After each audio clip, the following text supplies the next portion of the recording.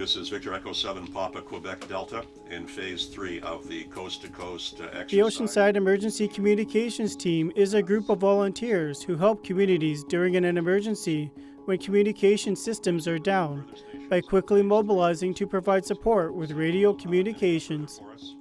ECT volunteer Don Mollis discusses why it is important for the team to always be practicing during their exercises. We need to exercise our equipment and our own skills because there's a fair bit of skill involved with operating some of this equipment, and also the radios are often stored in places such as our emergency reception centers, which are community centers and so on, where the radios are sometimes moved around for various reasons in those places. So we need to keep track of it and make sure it's all working. So that's what we spend quite a bit of our time on, and also to improve our own skills. We're able to communicate pretty much around the world with our HF gear, and of course that depends on time of day and propagation conditions.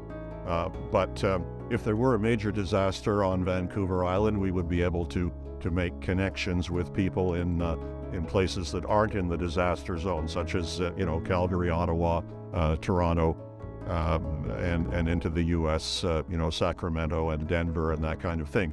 Those are places that we could contact if necessary. For local situations, we have VHF and UHF radios that we can communicate around Vancouver Island. We have some mountaintop repeater systems that allow us to get short distances and around central Vancouver Island and over to the Sunshine Coast and to the mainland. Looks like Paul River's down. Tech Zeta is down. Emergency Management Oceanside is always looking for volunteers to be a part of their ECT team.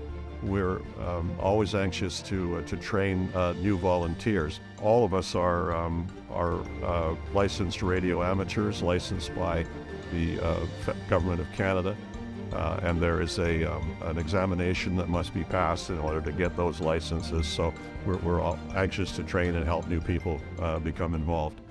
For more information about volunteering for the Oceanside Emergency Communications Team, people can visit www.emergencyoceanside.ca/volunteer. It's been a pleasure for me to be a part of the Oceanside Emergency Communication Team, and I think we should encourage others to perhaps come forward and do some volunteering. It's quite interesting work and rewarding. So if anybody's out there who's interested, please come forward.